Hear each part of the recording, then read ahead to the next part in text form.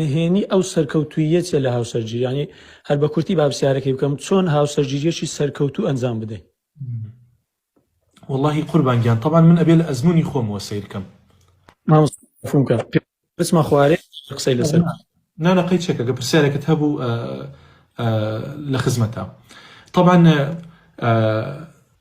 ژن و پیاوێک چۆن ئەتوانن سەرکەوتوو بن لە ژیانی هاوسەرگیریە. عیشق خۆشەویستی وات لێ ئەکا سەرکەوتوو بیت.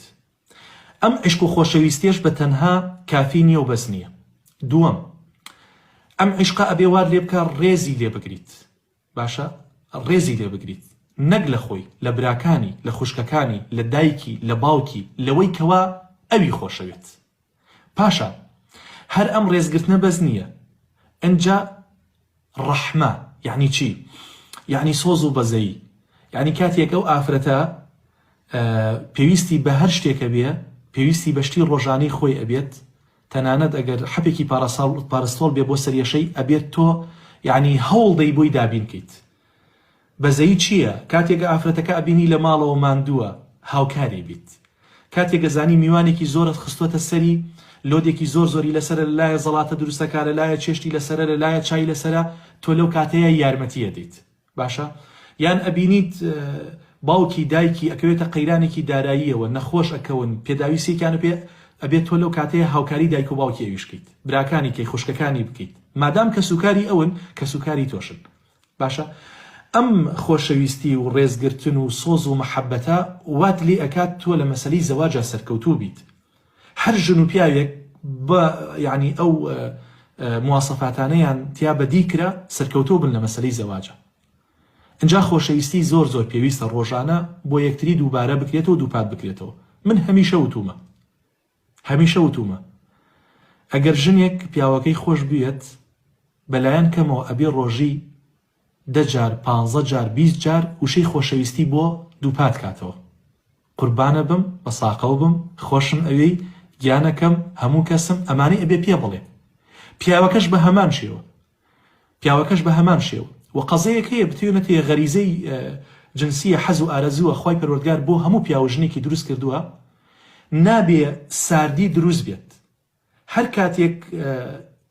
پیاو تینووی بوو، ئینسان تینووی بوو، دەست ئەبا بۆ ئاو، باشە ئاو ئەخواتەوە و ئینسان کە کاتێک تینی حەز و ئارەزووە شەرعیەکانی بێت ئەبێ ژن بزانێت چ کاتێ پیاوەکەی پێویستێتی، پیاویش بزانێت چ کاتی خێزانەکەی پێویستێتی، بۆی ساردی ڕوونەدات. و نابێ ئەم دوو هاوسەرە گوێ هەڵخەن بۆ قسەی هیچ کەسێک، چکۆن خۆیان هەردووکیان زۆر بە باشی یەکتریە ناسن. قابلە سامن هاوسەرم نزیکەی 20 ساڵە لەگەڵ مایە، نازانم تەبیعەتی چۆنە، نازانم ئافرەتێکی چۆنە، ئەزانم ئافرەتێکە بۆ نمونە دوو زمان نییە، غیبەت چی نییە، قسە ناهێنێ و قسە بەرێت. بۆیە ئەگەر کەسێ لە کەسە نزیکەکانم وتی ژنەکە دوای وتووە یەکسەر ئەزانم وانێ شتەکە، چونکە من خێزانی خۆمە ئەیناسم. ئەو قسەی خەڵکی بۆ من نەهێناوە، ئێستا معقول نییە قسەی ئێمە بەرێتە دەرەوە، قسەی یەکێکی تر بەرێ بۆ هێکێکی تر. بۆیە یعنی ژیانی هاوسەرگیری بەو شێوازە سەرکەوتووە بێت و بە تایبەت ئەگەر لەسەر دین ئەو دوانە ڕێکەوتە بن. چونکە پێغەمبەری خوا صلی الله علیه و سلم فەرمووی ئافرەت خەڵک لەبەر چوار شت ئەیهێنێ، هەیە بەس لەبەر جوانیەکەی، هەیە بەس لەبەر حەسەب و نەسەبەکەی، ئەزانێ باوکی کەسێکی دەسەڵاتدارە براکانی چەکدارن، ئەچێ ئەڵێ کاکە بەڵکو منیش خەڵک لێم بترسێ سڵم لێ بکاتەوە، دوو ڕۆژت پشت و پەنایەکم هەبێ، ئەچێ زەواج لەگەڵم کچەیە کات. خەڵکێکیش هەیە بەس لەبەر چی کات؟ لەبەسەر دەوڵەمەنی، ئەزانێ ماڵی کشە دەوڵەمەنن، ئەڵێ ئێستا کاکە من عەرەبانەیەکی سێتاییم هەیە، ئێستا ئەگەر بڕۆم ببمە کوڕی ئەوان و زاوای ئەوان دوو ڕۆژت هەر هیچ نەبێ ڤێلایەکم بۆ کڕن، نازانێ بەخوا عەرەبانێشی بۆ ناکڕن، هیچ نەبێ خانوویەکم بۆ کڕن لە کرێچێتی دەرمەکەن. خەڵکێکیش هەیە بەس لەبەر دین زەواج لەگەڵم ئافرەتەیە کات. بۆیە پێغەمبەری خوا صلی الله علیه و سلم فەرمووی فەظفر بذات الدین تەریبەت یەداک. ئەگەر تۆ بەس لەبەر دینداریەکەی ئەو ئافرەتە تێنا ئیتر ژیانی تۆ زۆر ژیانێکی خۆشە بێت. طبعا ئەگەر ئەم ژن و پیاوە هەردووکیان دیندار بوون لە زۆر حاڵەتیەکەن، تووشی بەدگومانی نابن، تەلەفۆنێکی بۆ دێت هەڵیەگرێت ئەڵێ بەڵێ سێرەکە ئافرەتێکە، ئەم ئافرەتە ئەزانی پیاوەکەی دیندارە، خیانەتی لێ ناکات، بە غەڵەت ئەم تەلەفۆنە هاتووە، مەسجێک هاتووە، سەیری مەسجەکە ئەکات، پیاوەکە پیشانێ داڵێ سەیری کە ئەم ئافرەتە چەند بێعەقڵەڵێ من تۆم خۆشەوێت، لی ناشارێتەوە، چونکە ئەزانیە پیاوەکەی کەسێکی دیندارە ڕقابەتی خوای بەسەرەوەیە إن الله كان عليكم رقيبا يعلم خائنة الأعين وما تخفي الصدور خوا خيانتي چاویش ئەخوێنێتەوە ئەوەی لە دڵتا پەنهانت داوە ئەمینە لە مۆبایلەکەی ئەزانی هەر شتێ بنووسێ لە ڕگەڵ ڕەفیقێکی خۆیەکە لەگەڵ ئافرەتی کە خەڵکی ترا نایکە تۆش بە هەمان شێوە بەرامبەر بە خێزانەکەی خۆت ئەزانی ئەم ئافرەتێکی دایان پاکە تەنانەت ئەگەر ڕقەمێکی بۆ بێ ئیداتە دەستەوە وەڵێ بزانە ئەوە کێیە ئەوە کێیە ئەوە ئافرەتی دایان پاک ئاوا مامەلاکە مامەڵاکە لەگەڵ پیاوی خۆیە باشە یعنی زۆربەی هەرە زۆری ئەو کێشانەی کە دروستە بێت چییە ئافرەتەکە کۆمەڵی نهێنی هەیە ئەم نهێنیانی شاردۆتەوە لە پیاوەکەی تەلەفۆنی بۆ دێ تەلەفۆنەکە بە چپە هەڵەگرێ و ڕاکاتە شوورێکی ترەوە ئەم پیاوە حەقی خۆیەتی بڵێ بۆچی بە چپۆ ڕاتکردە ئەو ژوورەوە و قسەت لەگەڵ یا کردەوە کێ بوو حەقی خۆیەتی بەڕاستی ئافرەتێکەگە پاکداوێن بێ ڕەسەن بێ ڕقەمی بۆ ژمارەیەکی نەناسرا بۆ مۆبایلەکەی هات ڕێگەی داتە دەست پیاوەکەیەوە ئەڵێ بزانە کێیە هەڵی گر ئافرەت بوو دیارە ئافرەتەوە ئیداتەوە دەست خێزانێ لە فەرموو ئەگەر پیاویش بوو قسەی لەگەڵاکە بزانە بۆچی ئەم تەلەفۆنەی کردووە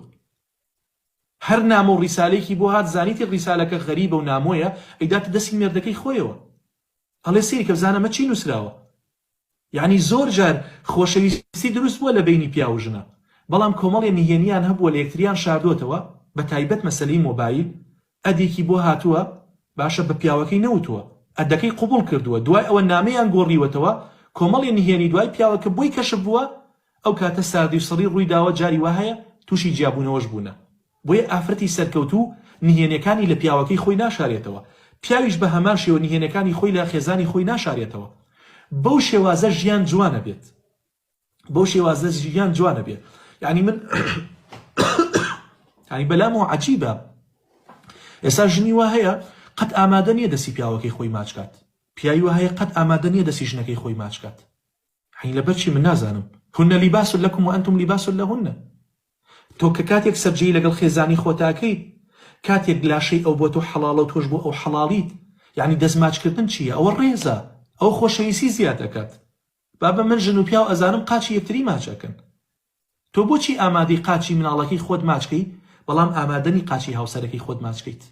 لە کاتێکە ئەوەی بۆت بمێنێتەوە لە کۆتاییە پشت و پەنات بێ هیوات بێت هەتا مردن لەگەڵ تا بێت هاوسەرەکەی خۆتە خۆ مناڵەکەت نییە کوڕەکەت بووە 16 ساڵان 15 ساڵانی دی قەت ئامادە نییە بێ لە کۆشتا دانیشێت باوشێکا بە ئامێستا ئامادە نییە لەگە ژنەکەی خۆی ئەڕاتە دەرەوە و ئەسەن تۆ بەجێ هێڵێت کچەکەشێت بە هەمان شێوە دەستی کاک محەممەد و ئەحمەد ئەگرێ و ئەڕات ئەوەی لەگەڵتە ئامێنێتەوە کێیە هاوسەرەکەتە کەواتە ئەگەر قاچی هاوسەرەکەت ماچکەیت گەورەییە ڕێزە ئەو خۆشەویستی زیادەکات و کاتێک ژن و پیاوێک یەکتریان خۆشویست قەت دەمپیز نین بەرامبەر بە یەکتری بەرامبەر بە کەسوکاری یەکتری ئامادە نین دەنگ هەڵبڕن پیاوەکە جاری وایە تو ڕابێ ئەم بێدەنگە بێت بێدەنگە بێت ئەڵێ بزانم تا کێڕات طبعا ئەگەر پیاوی هاوسەرەکەی خۆی خۆش بوێت هەڵچوونێکی هەیە یعنی هەموو ئینسانی هەڵچوونێکی هەیە بزانە لەبەر شتێکەوە پێی ڕازی نەبووە قبوڵی نەکردووە تۆزێت تو ڕابێت ئەم ئافرەتە بێدەنگە بێت طبعا ئەم پیاوە دێتەوە هۆشخۆی باشە قوربانگیان شتەکە دروستە بێتەوە خۆشەویستەکە دروستە بێتەوە ئەگەر ئافرەتەکە هاتە جواب ئەگەر دەمەوەری کرد ئەگەر قسەی کرد ئەو کاتە وردە شیرازەی ئەو ماڵە بەرەو خراپبوون ئەڕوات شیرازەی ئەو ماڵە تێک ئەچێ خۆشەویستەکان وردە کاڵ ئەبنەوە وردە ئەنجا تۆ هەر ئەوە نەخۆشە لەگەڵ خێزان تا بینە تێک چوو وردە ئیتر حەز ناکەی هاتوچۆی ماڵی دایکی بکەیت هاتوچۆی براوە خوشکەکانی بکەیت سەردانی خزمە نزیکەکانی بکەیت چکە تۆ ئەسڵەکە تێک چووە ئەو فەرعانە هەر زوو تێکەچێت زوو کاڵ ئەبێتەوە بۆ یەکە کاتێکیش بۆ نمونە ژن جاربەجار بۆڵەکە ئەبێ پیا و سەبر بگرێ بزانە بۆڵەکەی لەبەر چییە ئەخە لەبەر چیە وەز پێم بڵێ کەوەنتەرە